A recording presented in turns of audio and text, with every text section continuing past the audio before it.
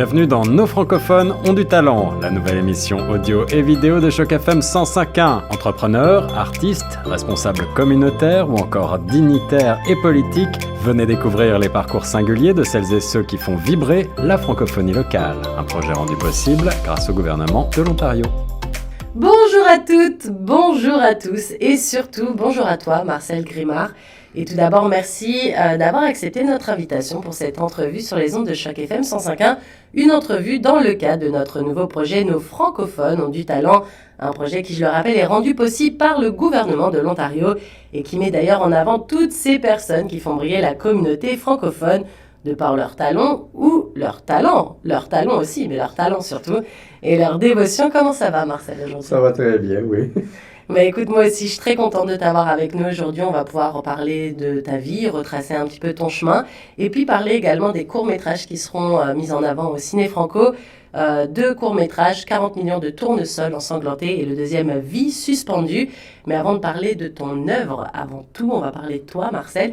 Est-ce que tu peux nous dire un petit peu qui tu es, d'où tu viens, d'où tu es né? Dis-nous en plus. Bon, en fait, je suis québécois d'origine. Je suis né en 1961 à Sherbrooke, dans les cantons de l'Est. Qu'est-ce que je... En fait, je suis du genre de personne qui a 9 vies. Je suis un peu comme un chat. J'ai fluctué d'une carrière à l'autre, qui fait en sorte que je me suis retrouvé en Ontario français en 1994. Et de là, je me suis impliqué dans la communauté francophone. J'ai découvert, en fait, ses besoins, ses problématiques, mais aussi ses promesses, je dirais aussi. Et finalement, d'un fil en une aiguille, j'ai changé d'une autre carrière à une autre carrière à une autre carrière. Donc, parce qu'à un moment donné, j'arrive à un niveau de plateau où je m'ennuie. Et aussi, j'ai l'impression que j'ai fait le tour du jardin. Et à ce moment-là, je retourne aux études en général. Et je suis un nouvel intérêt professionnel. Puis, bon, comme le reste, j'y vais à fond de train. Je vais pas m'en dire, quand on fait du plongeon, on plonge. Puis une carrière, c'est un peu comme ça. Quand on décide d'aller sur le plongeon, à un moment donné, on plonge. Parfois, c'est agréable. D'autres fois, on peut s'améliorer. Puis d'autres fois, on se fait mal. Et en général, moi, ça fonctionne comme ça va bien. On va monter du plongeon, on apprend la job, après on saute. Et je reviens, je ressaute. Et quelquefois, je me fais très mal. Donc, ça m'oblige à me réorienter, ce que j'appelle du re-engineering professionnel. Et c'est ça qui arrive présentement. Alors, après quelques années de problématiques de santé mentale, j'ai décidé de retourner aux études en art visuel et c'est là que j'ai commencé à explorer un peu plus tout ce côté artistique, créatif. Et présentement, c'est qui m'amène à faire le vidéo pour le... puis en fait, j'ai fait le vidéo pour moi. Et je me suis dit, pourquoi pas le présenter à Ciné Franco? Puis finalement, je suis assez chanceux, ils vont me présenter. Alors, tu parlais de ton lieu de naissance, tu as dit Sherbrooke au Québec. Moi, j'aimerais qu'on se focalise sur un souvenir d'enfance, quelque chose d'heureux, pas heureux, un moment qui te revient en tête, un moment, allez, si, peut-être un bon souvenir quand même, c'est toujours mieux à garder en tête les bons souvenirs. Quelque chose qui t'a marqué dans ta jeunesse quand tu étais plus jeune. Oh mon Dieu! Ça fait loin de ça, là. On parle de 50 ans au moins. En fait, je pense que c'est peut-être plus un souvenir scolaire. J'étais en 6e année et on avait un professeur qui en fait, je m'excuse. L'école primaire où j'allais, c'était l'école qui était associée à l'Université de Sherbrooke, où les étudiants en éducation allaient faire leur stage, mais c'était aussi un lieu de recherche. Alors, en 6e année, mon professeur faisait sa maîtrise en éducation au niveau primaire maternelle. Et sa maîtrise visait à voir comment l'art pourrait aider les étudiants moins privilégiés. Alors, donc, en 6e année, il utilisait différentes formes d'art pour nous aider au niveau de nos apprentissages. Et un des grands moments, je me souviens, c'est qu'on faisait un film, on faisait un film, un court-métrage où chacun participait à l'écriture du film, on apprenait à utiliser la caméra 8 mm, on faisait les décors, petite maquette, chacun avait sa petite maison, puis finalement, c'est un peu une histoire d'horreur qu'on faisait ensemble. Et là-dedans, on faisait des voix et des trucs comme ça. On avait aussi le dessin, la peinture, la flûte. Donc, tout ça pour justement amener un élément égalitaire dans l'enseignement. Étant donné que moi, je viens d'un milieu très défavorisé, mes parents étaient assez pauvres et on en a souffert. Alors, donc, au niveau du capital culturel, j'étais très, très limité. Donc, quand je suis entré dans le système scolaire, ben, les inégalités paraissaient. Donc, lorsque je suis arrivé à cette école-là, ben, toutes les approches étaient justement pour niveler les différences scolaires. Et finalement, ça a permis en fait de nourrir ce désir d'accomplissement à travers l'éducation. Et ce moment-là m'a finalement donné le goût d'étudier.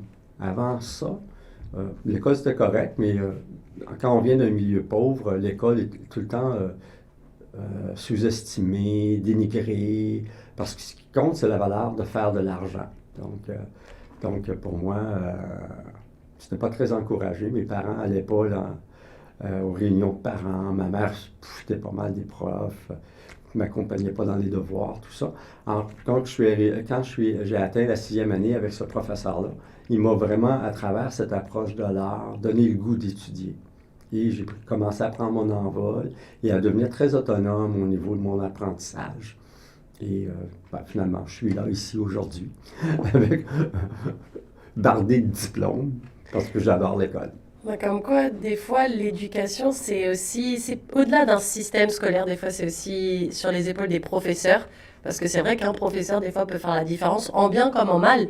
Des fois, il y a des enfants qui adorent l'école et puis qui sont confrontés à un prof qui est horrible, qui les rabaisse tout le temps, et puis du coup, ils n'ont plus du tout envie d'aller à l'école. Ou à l'inverse, justement, comme tu disais, quelqu'un qui t'ouvre une porte vers quelque chose, un nouveau milieu, et qui t'amène vers des belles choses. Donc, c'est cool que tu soulignes ça. Et du coup, on va rester dans cette époque un petit peu de l'enfance encore. Et je me demandais, quel était ton rêve à toi quand tu étais enfant, Marcel? Mon rêve à moi, c'était de devenir danseur. J'aimais beaucoup danser. D'une part parce que j'ai eu, en fait, malgré ma relation difficile avec ma mère, elle était très jeune. Ma mère, en fait, lorsqu'elle a accouché de moi, elle avait 18 ans. Alors, donc, ça veut dire que toute mon enfance, c'était une femme de la vingtaine. Donc, de son temps, dans les années 60, très yéyé, très hippie. Donc, on dansait beaucoup à la maison. Et c'était la relation, un des moments privilégiés que j'avais avec ma mère. Parce qu'elle faisait son ménage en dansant. Donc, elle se mettait un disque sur la stéréo. Et là, elle commençait à faire son ménage et elle le dansait. Elle dansait son ménage et pour l'aider, bon, on faisait un peu d'époussetage avec elle, tout ça, et on dansait avec elle. Et ça a été un moment où moi je me suis dit, puis j'aimais danser, j'aimais être en relation avec mon corps. Et j'aurais aimé aller prendre des cours et devenir danseur professionnel. Encore là, quand on vient d'un milieu pauvre, la danse, c'est un milieu pas très encouragé. Alors donc à ce moment-là, on a beaucoup tuer le désir de ça.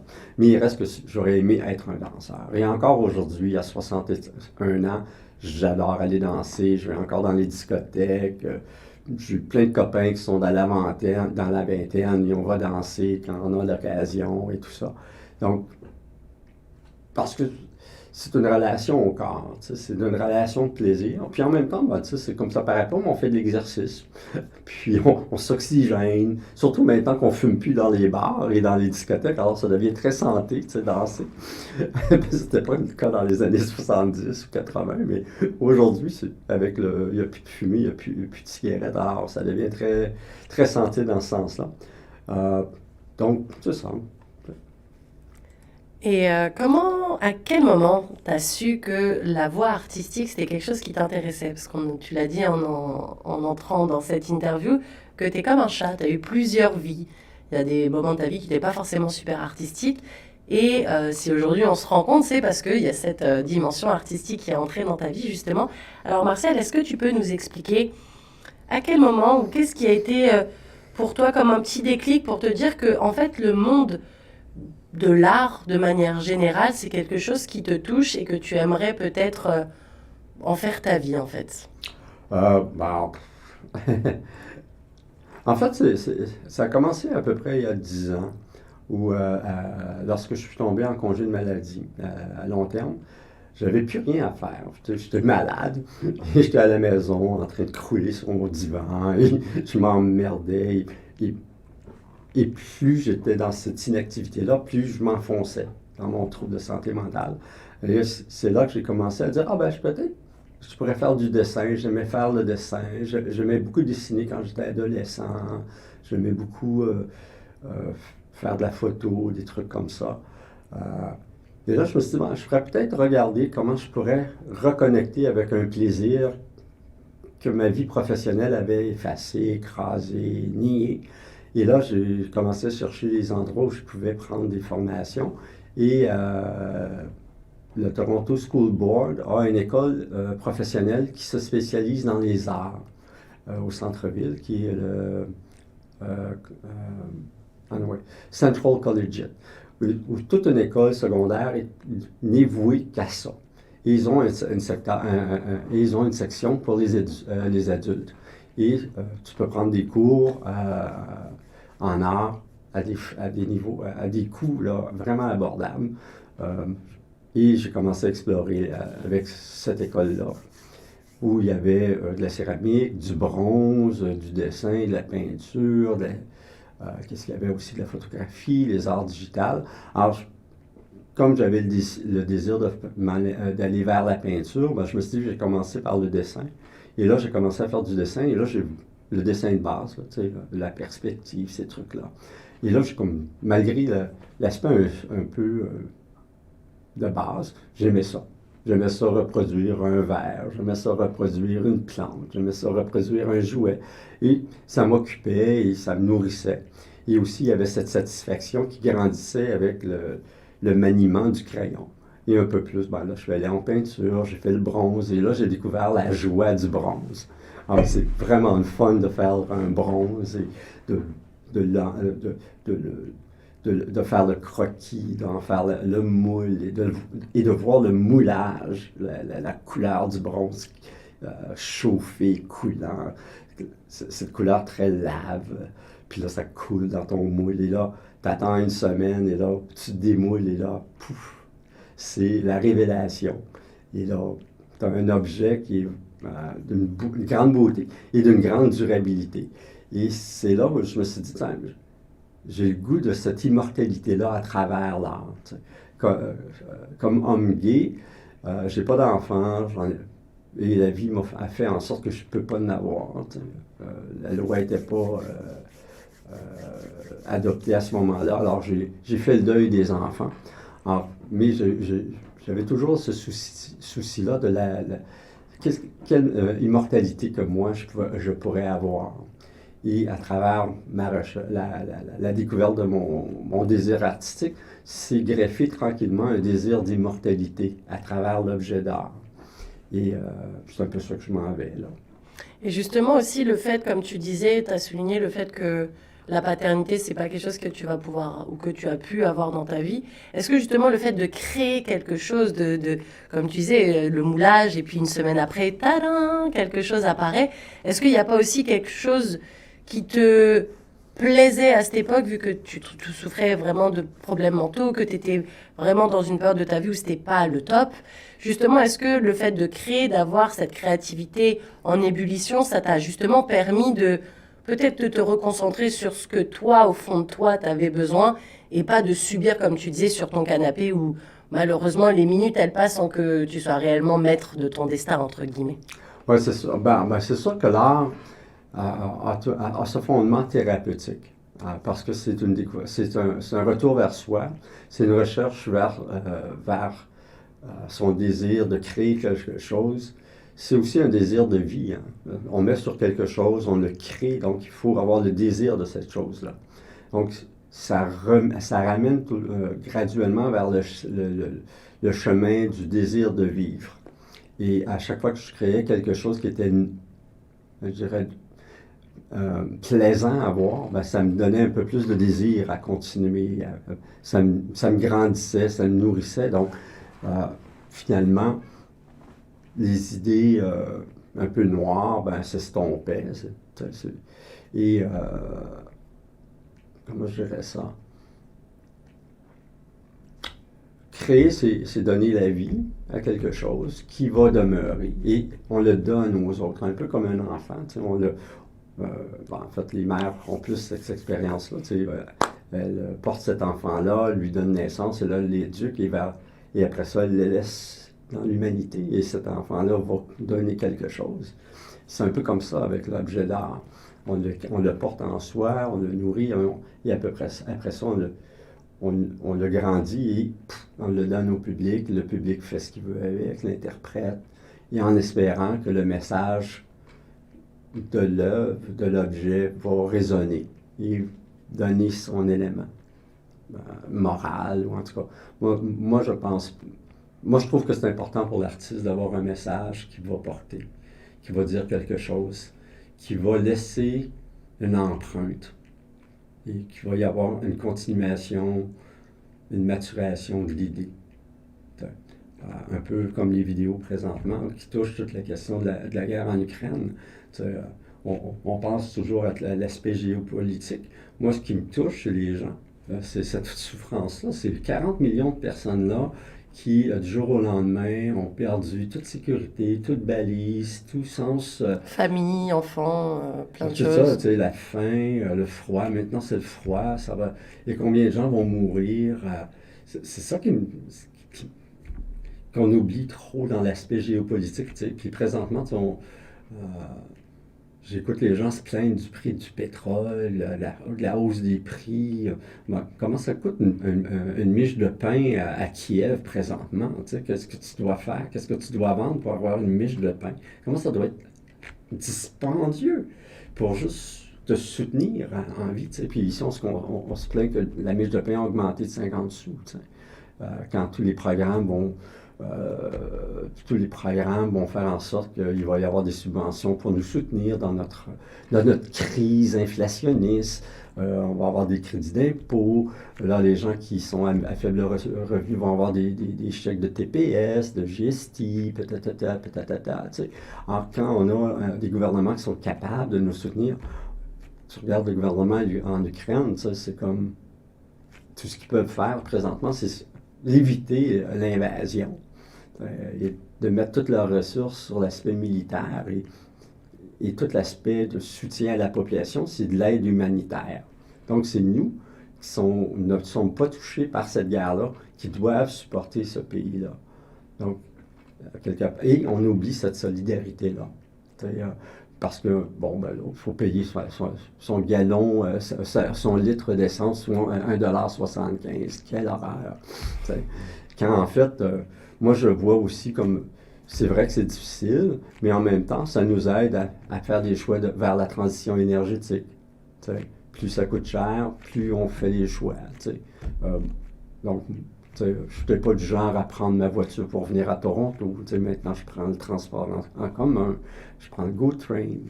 Donc, je fais des choix qui, finalement, sont liés au désir d'économiser. Donc, il faut le regarder aussi comme une forme d'incitatif. Comme un mal pour un bien, en fait. Exactement. Il faut souffrir. De toute façon, si on ne souffre pas, on ne change pas. Et justement, tu penses que dans la vie, il faut souffrir un petit peu pour aller un peu mieux de l'avant et d'y aller avec une autre perspective de vie? Parce que souvent, les gens qui sont nés avec une petite cuillère en or dans la bouche ou en argent ou de quelconque matière, on se dit souvent, ils n'ont pas eu la chance de rencontrer des obstacles dans leur vie. Et justement, moi, c'est ma prochaine question. Toi, est-ce que tu as des obstacles qui sont apparus dans ta vie, dans ton chemin artistique, en fait, puisque je m'intéresse vraiment à ton parcours en tant qu'artiste. C'est toujours plus... Comment dire? Moi, je trouve qu'un être humain, il a plus de bagages. Il peut avoir n'importe quel âge, mais il aura toujours plus de bagages si dans sa vie, il y a eu des obstacles. Parce qu'un obstacle, ça te permet de déjà d'une te prendre un mur, et des fois ça fait du bien, parce que ça permet de remettre les choses en perspective, et puis aussi parce que quand on s'est trompé une fois, en général, on essaye de faire mieux la fois d'après. Et donc du coup, voilà, je me demandais si toi, avec le parcours que tu as eu, tu viens pas forcément d'un milieu favorisé où tu avais accès à l'art, où tu as pu avoir une éducation culturelle très, très importante. Donc voilà, tu arrives, t'as tout ce bagage de problèmes, de soucis de santé mentale, et puis tu te dis, je vais me mettre à l'art, parce qu'en fait, c'est ce petit quelque chose qui me rappelle que la vie a un bon goût au final. Et malgré tout, il y a forcément des obstacles. Donc je me demandais, Marcel, si dans ton parcours artistique, à un moment donné, il y a eu un obstacle, un bâton dans les roues, t'appelles ça comme tu veux, un moment où tu t'es dit, ah, ça va peut-être être un peu plus compliqué que prévu. Oui, de toute façon, oui. Le fait de retourner aux études dans la mi-cinquantaine, c'était déjà un obstacle. C'était très clair que pour les professeurs, lorsque je suis arrivé en classe, ils ne percevaient pas le désir d'accomplissement d'une carrière artistique. Ils me percevaient plus comme quelqu'un qui cherchait un loisir. Et ils me traitaient dans ce sens-là. Donc, j'étais plus un petit vieux qui s'occupe. Un petit vieux à 50 ans, quand même. Enfin, je veux dire, on n'est pas vieux à 50 ans. Bon.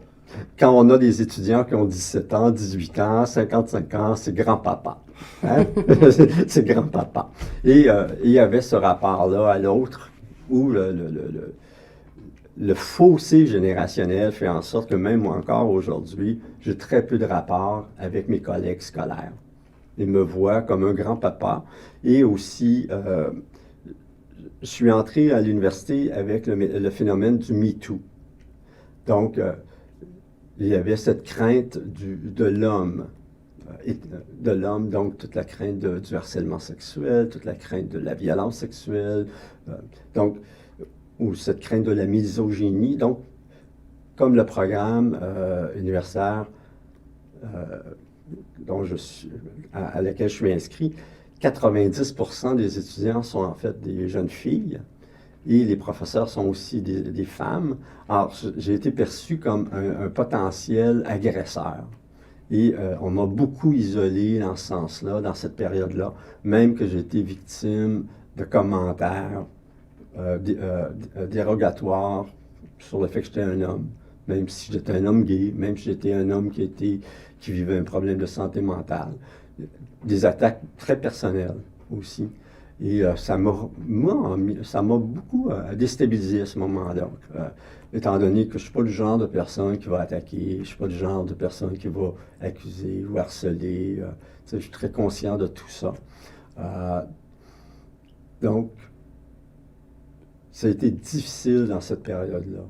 Pendant une année et demie, le mouvement MeToo, là, ça a été difficile. Et les jeunes garçons, eux, ont beaucoup souffert. Les jeunes hommes qui étaient dans mon programme, beaucoup ont abandonné ou ont changé carrément de programme parce que l'attaque était vraiment collective contre tout ce qui représentait un pénis. Et c'est incroyable que d'un mouvement de femmes qui se sentaient harcelées se mettent limite à exclure d'autres personnes qui, elles, n'ont rien fait de mal, en fait. Je veux dire, toi, t'arrives, tu fais partie de leur cours, qui est le mouvement MeToo, qui a rien du tout. Toi, t'es là pour faire tes cours, pour prendre un nouveau départ dans ta vie. Je trouve ça un peu moche, en fait, de faire un amalgame avec tout le monde, parce qu'on peut pas mettre tout le monde dans le même panier. Encore s'il y avait eu une altercation, ou que début d'année, il y avait eu une petite phrase qui était mal passée. Mais du jour au lendemain, même pas du jour au lendemain, en fait, de but en blanc, on t'a pris comme tu es un homme, donc malheureusement, on va pas être copain avec toi. En fait, c'est sûr que ça a été difficile, mais en même temps, il faut prendre la position de la période. Ça a été un moment de prise de conscience collective que les femmes ont pris par rapport au fait que c'était possible de prendre ce pouvoir-là, de pouvoir déclarer, de dénoncer la violence. Alors, il y avait comme un élément d'hypervigilance. Je dirais que c'est plus de l'hypervigilance et quelques personnes se sont laissées entraîner dans cette énergie-là. dans cette violence-là qui mène à la paranoïa. Donc, c'est sûr que ça a été difficile, mais en même temps, je comprenais qu'est-ce qui se passait. Et heureusement, j'ai un conjoint qui est très ouvert, qui me permettait de ventiler cette période-là. Mais j'aime mieux comprendre que de me retirer. En même temps, de recevoir cette énergie-là, c'est aussi une source de compréhension, c'est aussi une source de changement pour moi. Parce que quelque part, je ne suis pas exempt de faire de micro-agressions, je ne suis pas exempt d'avoir des pensées misogynes. C'est pas parce que je suis ouvert c'est pas parce que je suis... en fait, ce que je veux dire, je n'ai pas la science infuse et j'ai surtout pas une compréhension sociale innée. Donc, à quelque part, comme n'importe qui, j'ai le potentiel d'agresser sans le savoir. Et c'est important d'avoir des mouvements de rappel. Et j'étais plus dans cette position d'observation et de recevoir et de comprendre. Parce que dans ces rapports-là, ça nous dit aussi quelles sont les craintes. Et je le voyais plus comme ça. Et à ce moment-là, je répondais de façon plus empathique. Et finalement, ça a passé. Puis maintenant, c'est plus un retour vers l'autre balancier. C'est qu'on se fout pas mal de moi. C'est comme le petit vieux qui fait ses affaires. Et ça amène aussi toute une relation d'incompréhension parce que, à mon âge, je fais de l'art qui veut avoir un message. Je veux un art qui pousse vers la réflexion. Or, quand on est dans la vingtaine, on a un art plus centré sur soi. Donc, c'est plus difficile d'atteindre un message plus vers l'universel, vers l'autre. Et c'est plus... Et ça amène son lot de défis. Dans ce que moi j'ai toujours été dans cette place de revendication art. Mon art ne peut pas être autrement que ça. J'ai revendiqué toute ma vie. Alors, je continue à revendiquer à travers autre chose. Et bien justement, revendiquer, c'est aussi ce que tu fais dans ces courts-métrages qui sont projetés au Ciné Franco. Est-ce que tu peux nous parler justement du moment où tu t'es dit ça me pèse tout ça, parce qu'au final les personnes qui font du cinéma, c'est aussi des personnes comme tu dis qui ont des messages, qui ont des choses dans leur tête et qui peuvent pas rester que dans leur tête. Il faut que ce soit écrit, qu'ils en font un scénario, soit réalisé, ils se mettent derrière une caméra, ils tournent quelque chose. Voilà, toi, quel a été le déclic, quel a été le point de départ de cette histoire, enfin de ces deux histoires en fait? En fait, mon conjoint est d'origine ukrainienne. En partant, c'est assez... lorsque la guerre a été déclarée, ça a été difficile à la maison. Tu t'es senti concerné? Je me suis concerné quand tu vois ton conjoint qui, en fait, carrément démoli, qui voit son pays, qui voit tout son héritage se faire attaquer comme ça. C'est pas évident d'apporter du soutien. Puis c'est surtout qu'on est... Quoi dire en fait, c'est ça? C'est ça, moi je connais pas la situation. Et puis grâce à Dieu aussi, quelque part on est dans une période où les guerres c'est un peu plus derrière nous, peut-être plus nos grands-parents qui auraient pu à la limite avoir ce discours de survivants de guerre entre guillemets, ou en tout cas de personnes qui peuvent être là pour accompagner quelqu'un qui traverse ça. Nous, avec nos années folles, entre guillemets, à nous, on est loin justement de ces périodes de guerre. Donc c'est vrai que c'est difficile aussi d'arriver avec des mots qui sont suffisamment chaleureux, sans être trop... c'est ça, c'est difficile d'arriver dans cet équilibre-là, d'apporter du soutien, mais en même temps de prendre une certaine distance. Puis aussi, il y a ma belle-mère qui elle, a vécu les deux guerres, qui a quitté... la Russie, l'Ukraine soviétique avec son père. Donc, pour elle, c'était encore plus difficile de voir qu'est-ce qui se passait parce qu'elle elle avait les racines ukrainiennes. Elle est née là-bas. Et de voir son village se faire bombarder, donc ça devient tout un élément familial, c'est dynamique de la famille. Et de recevoir en fait, cette détresse-là, c'était comme... sais, on peut toujours comprendre la détresse de quelqu'un qui perd perd quelqu'un qui vient de mourir, ou quelqu'un qui a une maladie, ou, tu sais, ou une peine de cœur, tu sais, parce on a des référents intérieurs, tu sais, ce qui nous permet d'avoir de l'empathie. Mais moi, je n'ai pas connu la guerre. Alors, je n'ai pas de référent personnel, je n'ai pas aussi ce rapport à une terre étrangère. L'Ukraine, c'est très loin, je n'ai jamais visité, je ne connais pas. Donc, c'était difficile de voir sa détresse, de voir sa souffrance. Puis en même temps, ben, lui, il se sentait tellement dépossédé, incapable et impuissant par rapport à ce qui se passait. T'sais.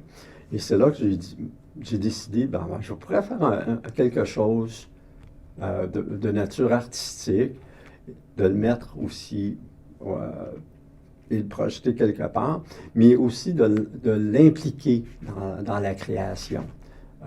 Voir avec lui qu'est-ce qui pourrait être satisfaisant comme au niveau de prendre du pouvoir par rapport à une situation où il n'en avait pas.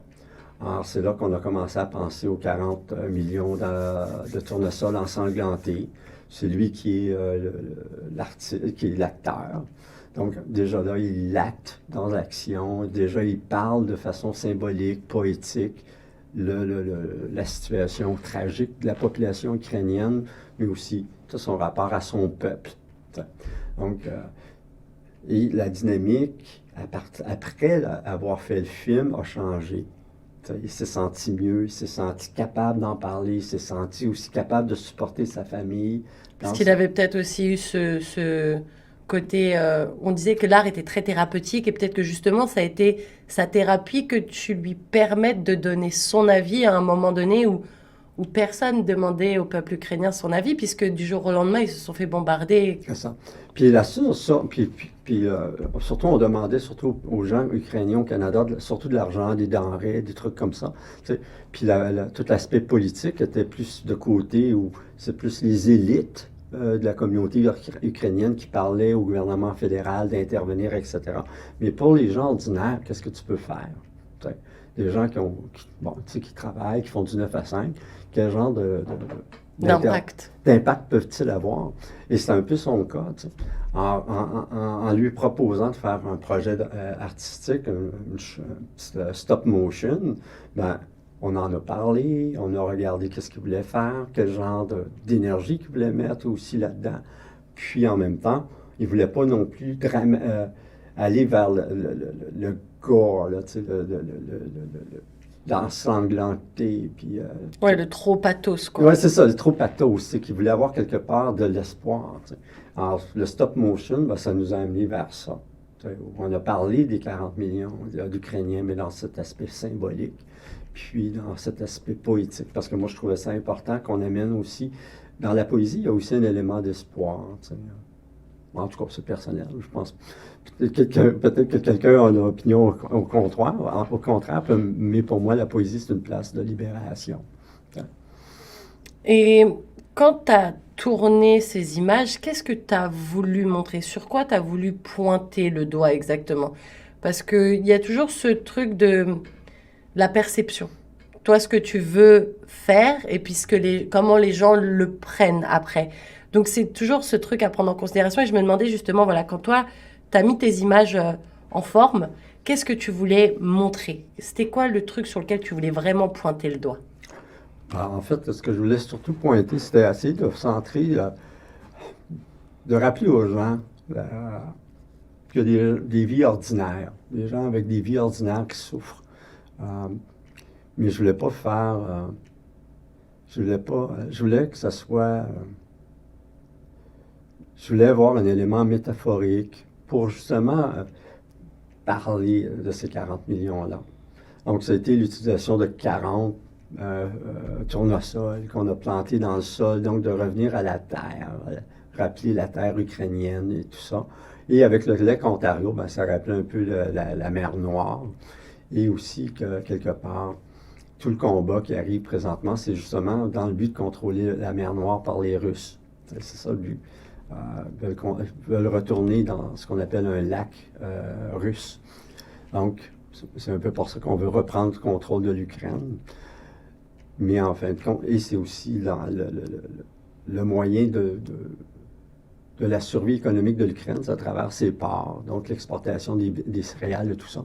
Donc pour moi, l'association des tournesols replantés dans le sol avec vers une marche vers le lac, vers la mer, c'était pour parler de ça. Donc c'était...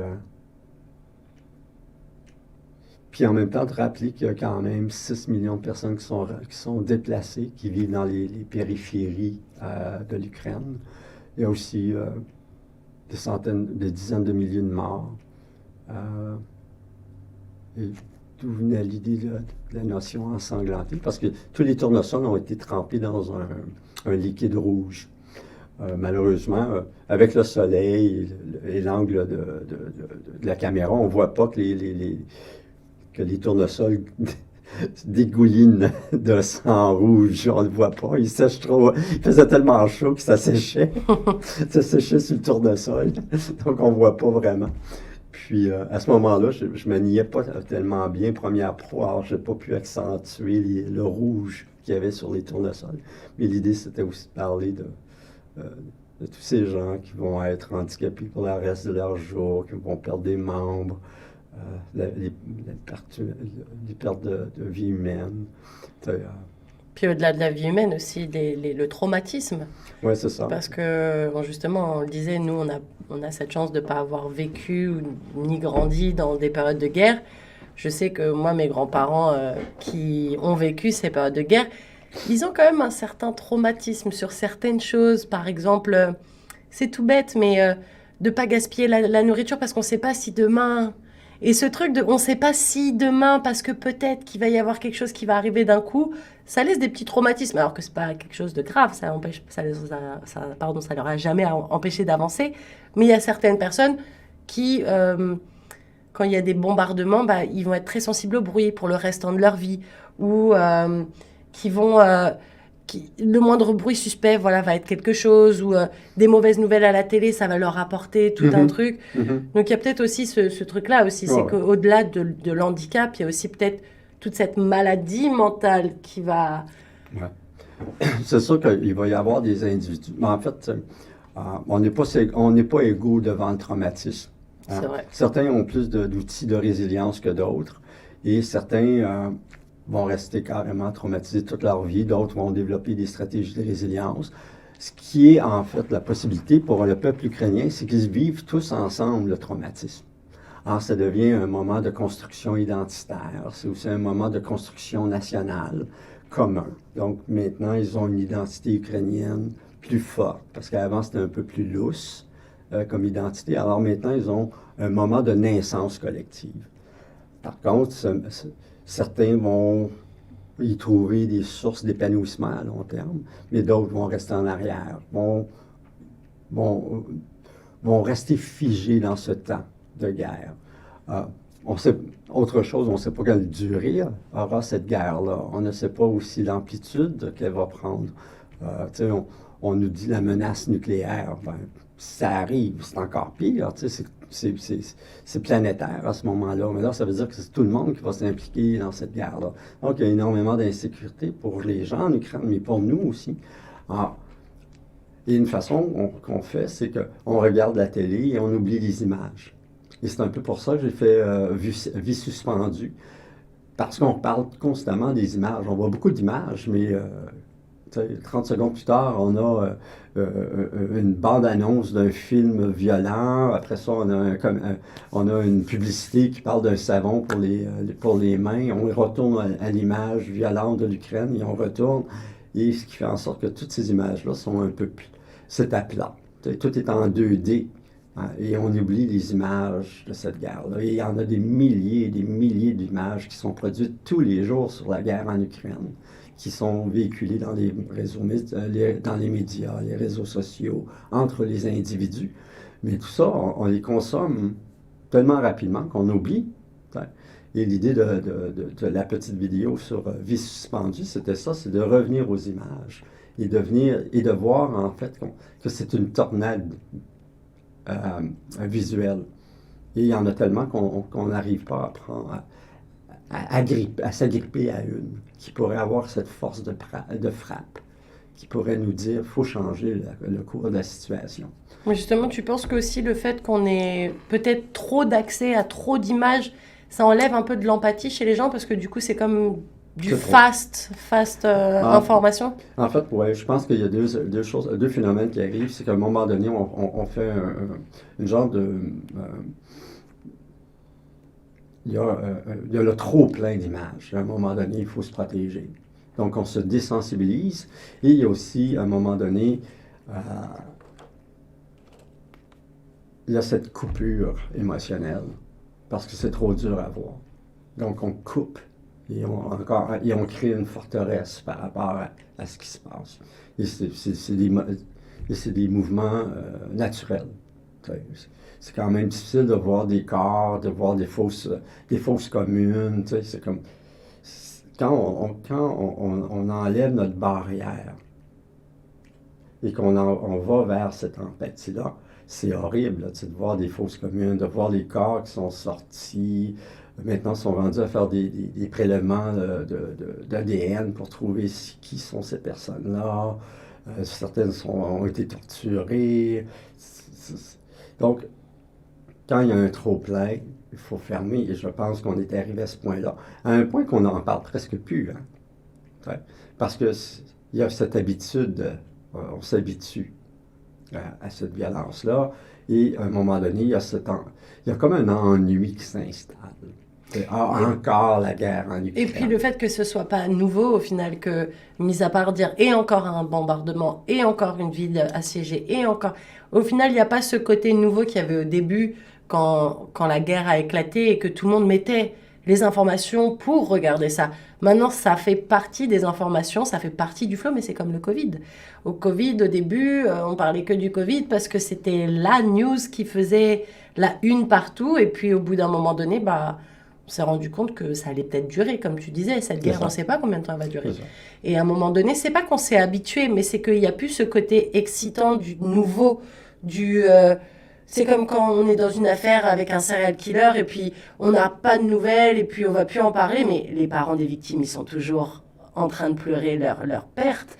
Donc c'est pareil pour l'Ukraine. Combien de familles, combien d'enfants sont partis sur le terrain, mais au final, voilà, maintenant qu'on le sait, ça fait partie du domaine on le sait, ça fait partie de la vie de tous les jours.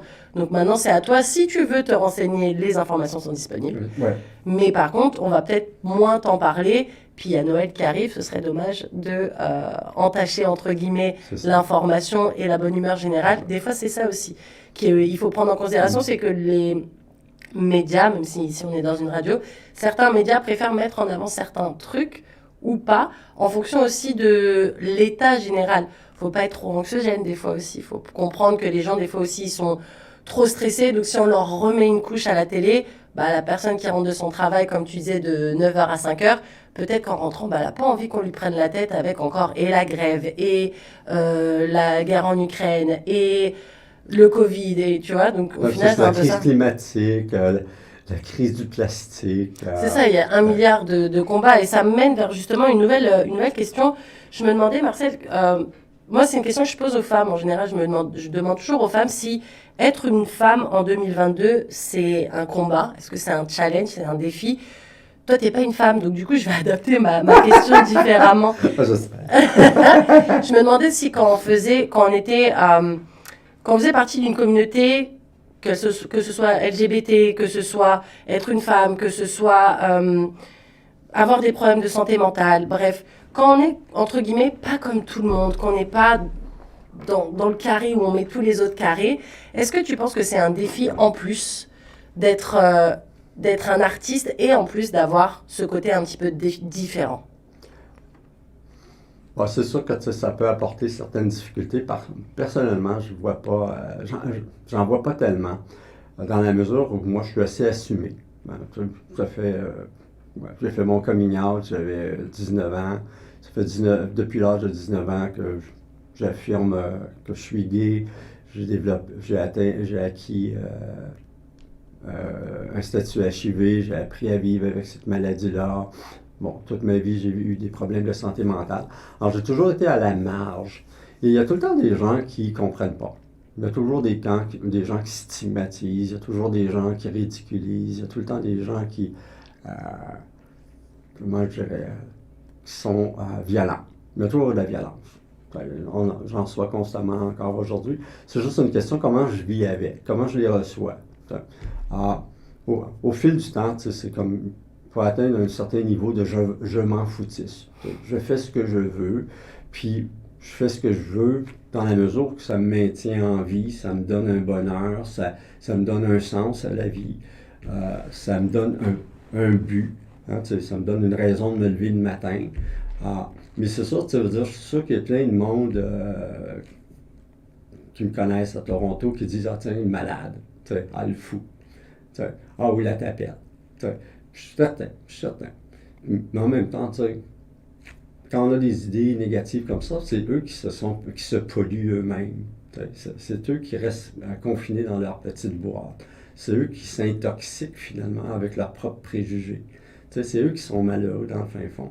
Parce que dans le fin fond, moi, en acceptant qui je suis, en le nommant aussi, j'atteins un lieu de liberté, un lieu de parole. Il y a aussi un lieu de résistance. Je peux et ça me permet aussi de dire, je ne suis pas d'accord avec ce qui se passe en Ukraine, je ne suis pas d'accord avec ce qu'on fait aux femmes, je ne suis pas d'accord avec ce qu'on fait, surtout comme là, demain, aujourd'hui ou demain, il y a le vote aux États-Unis, comme toute la crainte de cette division nationale au niveau entre la droite et la gauche, cette tension qui finalement pourrait nous déborder sur nous, qui pourrait nous avoir un impact. En fait, c'est des lieux de résistance, tout ça. C'est sûr que pour certaines personnes, ça peut être des obstacles. Je suis chanceux.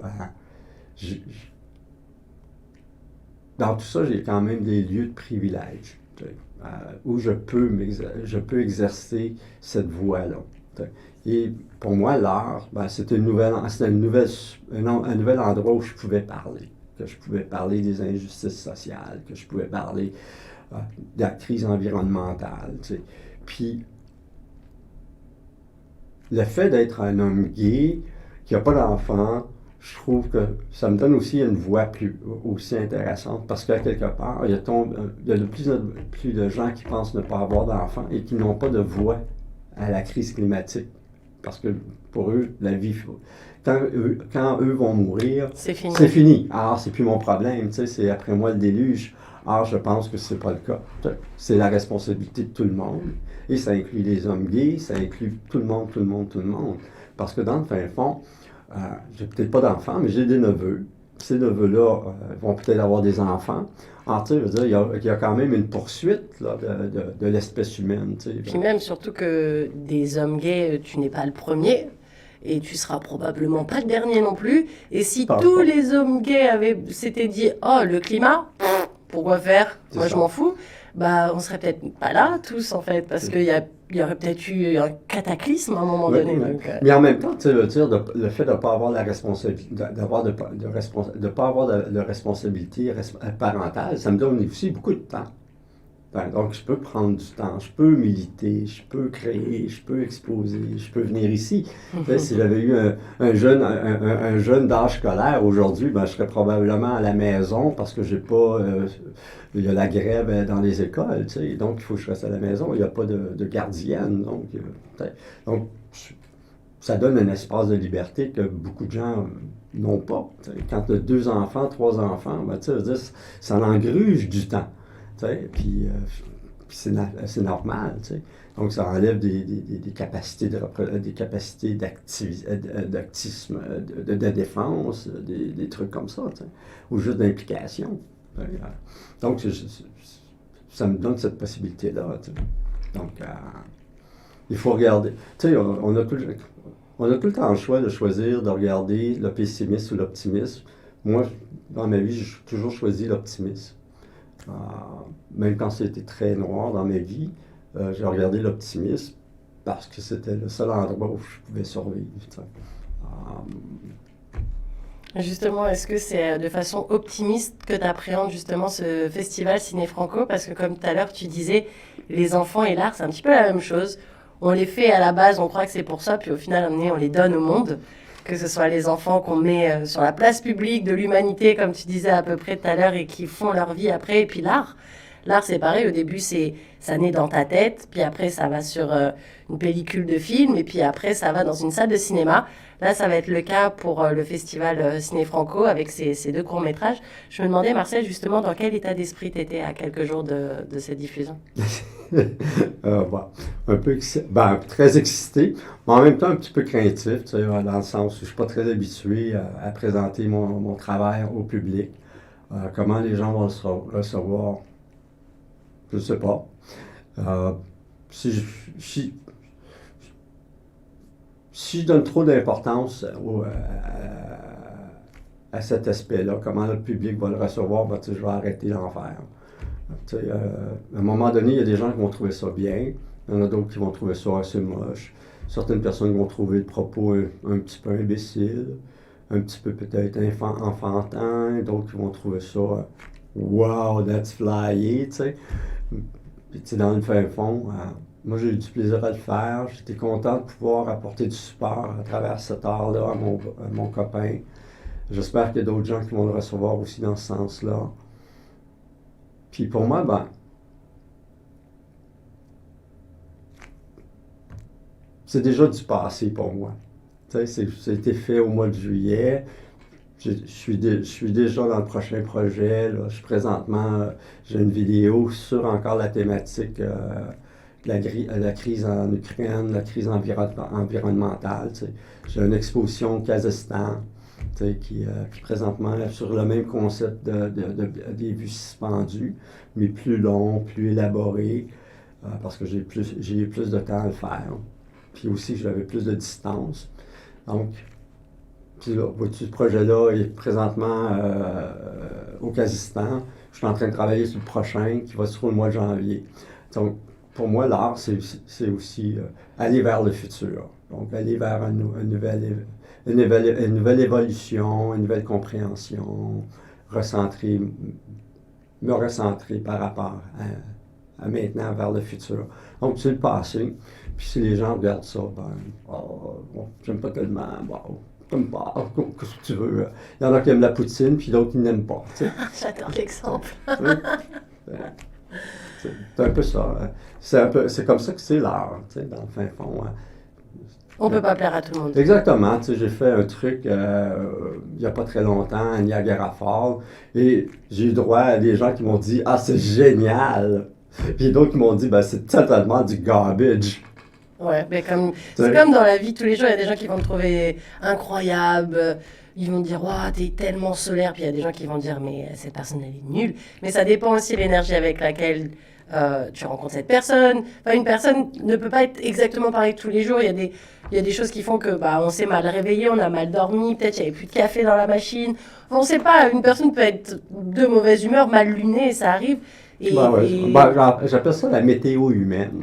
C'est joli. Tu sais, c'est la météo humaine. Puis certaines personnes ont des météos humaines très rapides, d'autres qui ont des météos humaines très lentes. Tu sais, puis il y a des météos qui sont imprévisibles constamment. Tu sais, c'est la beauté de l'humanité. Tu sais, on a quelqu'un en avant de nous, on ne sait jamais qu'est-ce qui se passe. Tu sais, on ne peut jamais être dans la tête de quelqu'un. Tu sais, comme on dit, je ne peux pas lire l'autre. Donc, c'est là qu'entre le dialogue, c'est là qu'entre l'empathie, c'est là qu'entre l'ouverture. Tu sais. Puis aussi, ce qui manque de plus en plus, je pense, c'est l'écoute active. On écoute de moins en moins honnêtement les autres, de façon intègre et respectueuse. On s'entend plus qu'on s'écoute. Exactement. Alors, ce qui fait en sorte qu'on entre de plus en plus dans ces zones d'isolement, dans ces zones de ghettoisation, où on se parle entre nous et on ne va pas voir les autres, on ne va pas chercher d'idées des autres. Et ce qui fait en sorte qu'on a de moins en moins de capacité à se comprendre. À se comprendre, aussi de moins en moins de cohésion sociale, de moins en moins de solidarité, parce que en ne s'écoutant pas, on n'entend pas les besoins des autres. Et on se retourne vers soi-même. De toute façon, on s'en va vers une société de plus en plus narcissique. Et ça fait en sorte que quand les narcissiques sont incapables de voir les autres tels qu'elles sont. Et justement, toi, si tu devais donner un conseil ou des conseils à une jeune personne dans la vingtaine qui a envie de se lancer dans le monde de l'art, alors plutôt dans le monde du 7e art, puisque c'est un petit peu le média, enfin le médium que toi tu touches, qu'est-ce que ça serait les conseils que tu pourrais donner à cette jeune personne qui sait peut-être pas par où démarrer ou qui se dit peut-être j'ai pas les épaules ou parce qu'il y a ça aussi quand on est artiste, on s'attend à ce que ce soit un artiste avec tout ce que ça engendre, mais des fois on est juste une personne hyper introvertie, mais on a des super bonnes idées et des fois ça peut être difficile aussi. Donc voilà, je me demandais si toi, Marcel, avec tout le recul, avec les hauts, les bas, tout ce que tu as pu rencontrer dans ta vie, quels seraient les conseils que tu pourrais donner à un jeune qui a envie de se lancer dans une carrière artistique? Bon, en fait, sur- premièrement, la notion de génie est très, très surévaluée. Hein. La réalité, c'est du travail. Il ne faut pas avoir peur de travailler. Il ne faut pas avoir peur de s'essayer. Il ne faut pas avoir peur d'expérimenter. Et le talent, en fait, ça se nourrit à travers nos études, à travers nos lectures, à travers notre visionnement. Alors, dans le fin fond, si quelqu'un veut faire une carrière dans le milieu de l'art, c'est en fait c'est la détermination qui compte. C'est la persistance. Et après ça, faire son petit bout de chemin, puis d'y croire. Ça veut dire, le nombre de gens qui m'ont découragé à retourner aux études, à faire des études en art visuel à 55 ans, c'est assez effrayant. Puis si j'avais écouté tous ces gens-là, je serais encore sur mon divan, à me morfondre et à me trouver donc victime des circonstances de la vie. Au contraire, j'ai choisi une autre voie. Et c'était la persistance, la détermination et honnêtement, très peu de talent. Au début, j'en avais pas beaucoup de talent. C'est juste qu'à travers la rencontre de l'autre, les autres étudiants, mes enseignants aussi, aller voir des films, à un moment donné, le talent se nourrit, puis la créativité se nourrit. Et à un moment donné, c'est aussi une pensée qui se développe. C'est sûr que quand on a 20 ans, on en a pas mal plus de créativité et on a plus de guts. On a plus. Non, mais on a moins de vécu. Ouais, mais le vécu, des fois, ça peut être un gros obstacle. Parce qu'à ce moment-là, on connaît un petit peu plus les attentes sociales. Puis c'est plus difficile de pousser les normes. Quand on a 20 ans, on n'a pas grand-chose. C'est on peut les pousser, les normes, on peut les contester beaucoup plus facilement. Puis de là vient des nouvelles idées. Tandis qu'à un âge plus avancé, c'est plus difficile d'avoir des idées nouvelles. Parce que malgré tout, il y a quand même un élément misanthrope qui s'installe.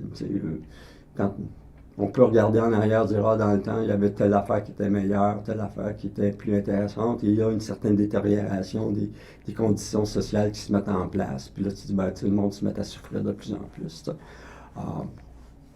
Il y a eu des grandes luttes qui se sont entrepris quand j'étais plus jeune, qui maintenant n'ont plus d'importance, qui ont été écrasés, qui ont été oubliés. Le néolibéralisme a tué beaucoup d'idées au niveau de la collectivisation des droits, des biens et des trucs comme ça.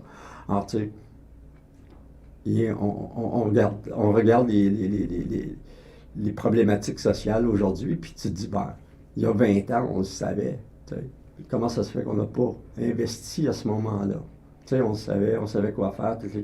À la place, on a décidé de ne pas mettre cet argent-là et on se retrouve avec tous ces problèmes sociaux-là. Comme présentement, la violence armée à Toronto, en 1995, on savait que ça arriverait.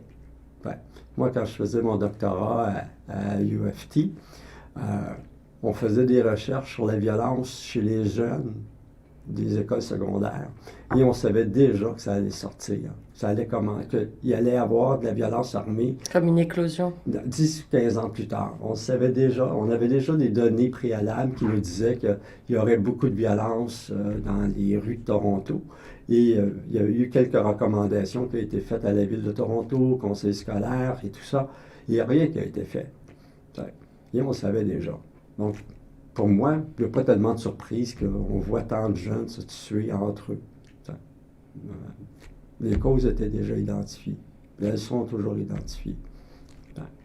Alors, quand on sait des trucs comme ça, c'est difficile d'avoir des idées nouvelles. Parce que quand tu dis, ben, merde, on le savait. Donc tu veux dire qu'au final, on a beau, quand on est jeune, ne pas avoir un vécu qui fait que forcément, on va forcément faire des erreurs parce qu'on n'a pas encore fait d'erreurs, sûrement, mais que du coup, on a cette jeunesse, cette insouciance qui fait on peut toucher à plus de sujets, on peut plus facilement, entre guillemets, dire merde aux gens aussi. Oh, oui, oui. C'est sûr que, tu sais, c'est plus facile quand on a 20 ans de regarder l'autre au pouvoir, puis de lui dire en pleine face son incompétence ou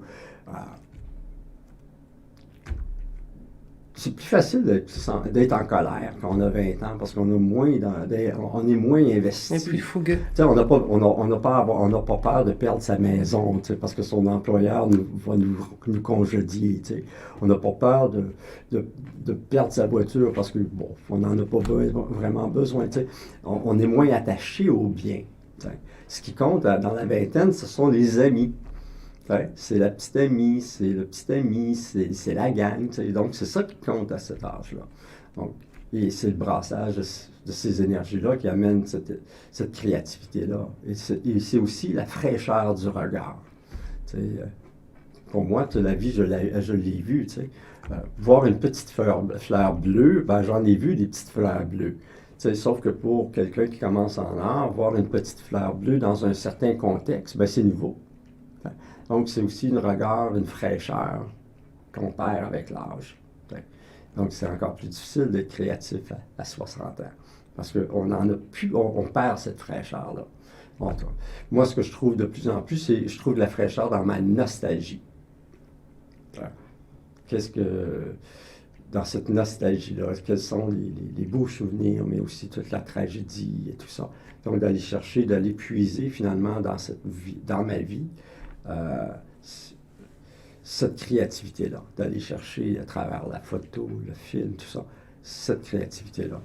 Mais quand on a 20 ans, c'est le regard, c'est le nouveau, tout est neuf. Et c'est ça qui est plaisant d'étudier avec des jeunes, pour moi, là, quand je suis à l'université puis je les regarde, c'est ça que je trouve beau. Je les trouve tellement beaux de vouloir explorer des sujets qui ont été explorés avant.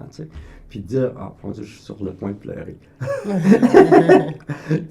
Alors, c'est beau de les voir, puis de s'essayer, puis d'échouer, puis de se relever, puis d'avancer, puis d'apprendre, puis quelque part, des fois, de sentir qu'ils sont en tension. Alors, c'est super plaisant pour ça, puis je trouve ça stimulant. Moi, ça me stimule, Puis en même temps, je suis quelqu'un qui aime ça pousser un peu les autres. Alors, j'en fais plus qu'on m'en demande, Donc, vous voulez ça, on va vous en donner 10 fois plus, parce que j'ai du temps. Mais en même temps, moi, je me dis, c'est aussi une façon de modeler, parce que aujourd'hui, c'est difficile de maintenir la motivation chez les jeunes. Je le vois, là, c'est difficile de les maintenir motivés, de les motiver c'est difficile de les motiver au métier d'étudiant. C'est un métier. Et surtout, en Amérique du Nord et en Ontario particulièrement, on n'en a pas fait un métier de l'étudiant. On en a fait l'étudiant qui est instrumentalisé pour le marché du travail. Alors, pour eux, tout est centré sur la tâche d'après. D'après, c'est ça. Quand, en fait, la tâche d'étudiant, c'est une tâche de ta vie. On apprend constamment. C'est ça, le métier d'étudiant, c'est d'étudier tous les jours quelque chose de nouveau. Et ce qui nous maintient à jour, ça nous maintient frais, puis en même temps, ça nous ouvre sur des nouvelles idées, donc de lire constamment, de prendre constamment. Donc, c'est le métier d'étudiant, un étudiant de la vie, en fait. Et le système nord-américain, le système d'éducation nord-américain est centré sur un étudiant, un travail, un emploi. Donc, ils sont très instrumentalisés et les modes d'apprentissage sont aussi instrumentalisés. Donc, on lit pour un devoir. On lit pas pour le plaisir de découvrir. Il y a beaucoup moins de curiosité. On nourrit pas beaucoup, on récompense pas la curiosité. Donc, si je résume un peu, si tu devais conseiller des jeunes qui se lancent? Déjà, tu les côtoies tous les jours avec tes études à toi, mais c'est surtout garder cet esprit de fraîcheur et ne pas avoir peur de revendiquer ses idées coûte que coûte. Ouais, puis en même temps, ben, tu sais, je veux dire, je leur donne un petit peu des petits. Tu sais, je leur donne. En fait, j'essaie de ne pas avoir l'air du petit vieux là, qui connaît tout, mais j'essaie à travers mon action à moi, de montrer que c'est possible de rester tout le temps frais, de tout le temps rester ouvert, puis d'avoir de l'empathie pour les autres, puis en même temps aussi prendre soin de soi-même là-dedans. Tu sais. Puis en même temps, ben, de les écouter. Moi, j'aime beaucoup les écouter, tu sais, puis de les observer. Tu sais. Je trouve ça intéressant de voir une classe de 250 étudiants qui sont tous sur le téléphone et de voir le professeur qui plap, plap, plap, plap, en avant, qui sont tous sur le téléphone. C'est assez intéressant. Ou ils prennent des notes sur l'ordinateur, mais en même temps, il y a le chat room. C'est assez intéressant de voir comment ils font ça. Ils prennent des notes, mais en même temps, ils répondent au chat room. Comment ils sont fragmentés à cause des nouvelles technologies. Puis en même temps, bon, de voir que quand le cours termine, ils sont très isolés les uns les autres. Il n'y a pas beaucoup de mouvements de gang. Tu dis, my God. Moi, à 20 ans, après un cours, on se ramassait au bar, puis on discutait du cours, on chialait contre le prof. Mais aujourd'hui, ils sont très isolés, ils s'en vont avec leur téléphone, font du texto. Puis beaucoup ont à travailler aussi. Le coût des études fait en sorte qu'ils ne peuvent pas avoir une vie étudiante paisible. Paisible, c'est ça. Ils ont les soucis d'argent. J'ai une de mes collègues avec moi, elle a 3 emplois pour pouvoir aller à l'université à temps plein. Alors, elle est toujours fatiguée, la pauvre petite. Puis là, tu te dis, ben, comment ça se fait on a un système comme ça qui oblige une génération à avoir des emplois de 20-25 heures par semaine. Et après ça, on s'attend à avoir des résultats scolaires de haut niveau, d'excellence et tout ça, quand ils sont tellement préoccupés par la vie du quotidien, le loyer qui augmente. Moi, quand j'étais jeune, on ne pensait pas à payer son loyer. Il se payait parce qu'il n'était pas cher. On travaillait 2 jours, puis c'était payé. Alors, quand aujourd'hui, ils doivent travailler une semaine et demie, c'est pas plus. Si c'est pas plus, c'est ce que j'allais dire. C'est pas plus. C'est surtout comme quand tu vas à Toronto, quand tu payes 2000 $ pour une pièce, une chambre, un appartement, une chambre, il faut que tu en fasses des heures. Là, puis la plupart sont au salaire minimum. C'est pour ça aussi qu'il y a plein d'étudiants en art qui abandonnent, parce que l'art, au final, si tu écoutes des fois les anciens, les parents, l'art, c'est un peu le vent aussi. C'est l'art du vent, quoi. L'art où on va te dire, bah ouais, cet objet, il est cool, mais s'il n'y était pas, tu aurais passé ces heures-là à travailler pour quelque chose de plus concret et au final, tu pourrais peut-être payer ton loyer. Donc, c'est vrai qu'on est dans une société où l'art a une place centrale, que ce soit la musique, le cinéma, les arts, la peinture, la photo. Tout le monde est très, très aware de ça. Tout le monde est très conscient que c'est important.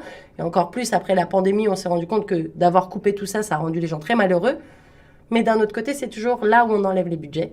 C'est toujours là où on va se dire, oui, mais bon, au final, ta peinture, là, si t'étais parti faire tes heures au Starbucks, tu prendrais ton shift et tu fais tes heures. Et puis, au final, à la fin, bah, t'as peut-être pas une peinture, mais au moins, t'as de l'argent dans ta poche. Ouais. Donc, c'est vrai que c'est un petit peu difficile. Mais en tout cas, j'apprécie que tu rentres autant dans le détail sur autant de choses, parce que c'est vrai que quand on est étudiant en art, il y a des choses qu'on se rend peut-être pas compte, à quel point c'est difficile. On va au cinéma, on voit un film, on se dit « Ah, mais c'est tellement simple !»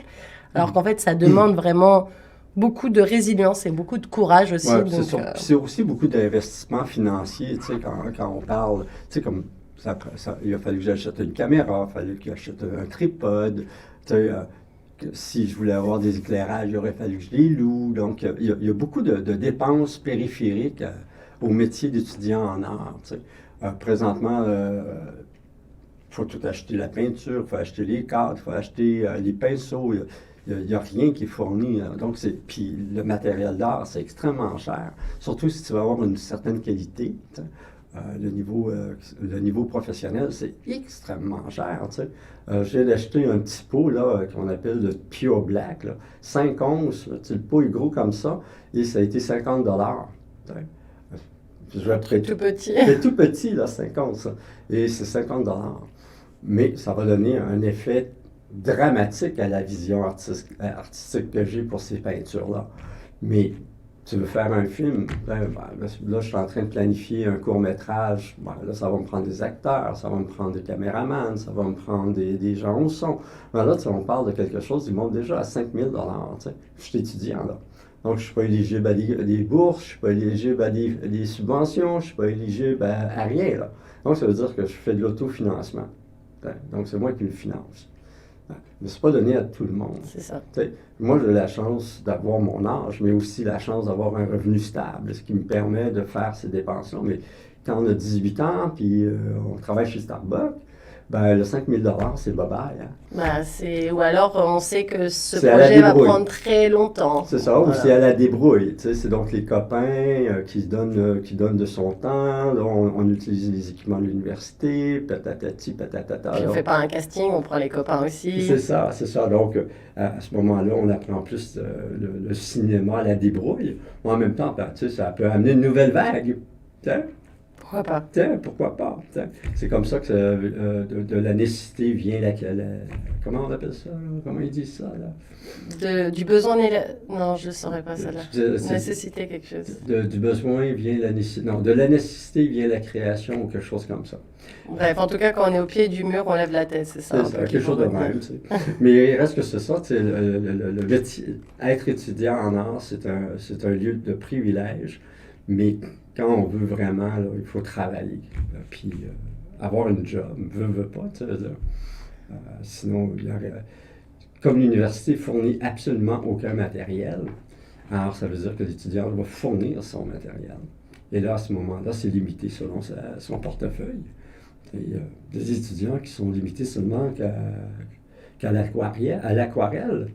Parce qu'ils n'ont pas les moyens de se payer les acryliques professionnels, les pinceaux professionnels, les grandes toiles. En tout cas, quand on a un rêve, il ne faut pas le lâcher, même si ça demande de l'argent, même si ça demande du temps, même si voilà, quand au fond de soi, on sait que c'est ce qu'on veut faire. En tout cas, il ne faut pas lâcher. En tout cas, merci. Ben, c'est ça. Ça va être fini. Merci Marcel pour toutes ces belles paroles. Ça a été un vrai plaisir de t'avoir avec nous pendant cette heure. Je rappelle que les personnes qui sont intéressées par tes courts-métrages peuvent aller au Ciné Franco ce dimanche 13 novembre et qui pourront les visionner sur grand écran. Je rappelle les 2 titres, qu'il y a 40 millions de tournesols ensanglantés et le deuxième s'appelle Vie suspendue. Encore un très grand merci Marcel Grimard d'avoir été avec nous aujourd'hui. Je rappelle que cette émission est rendue possible grâce au gouvernement de l'Ontario. C'était Nos francophones ont du talent avec Nathalie Salmon. Merci. Merci Nathalie.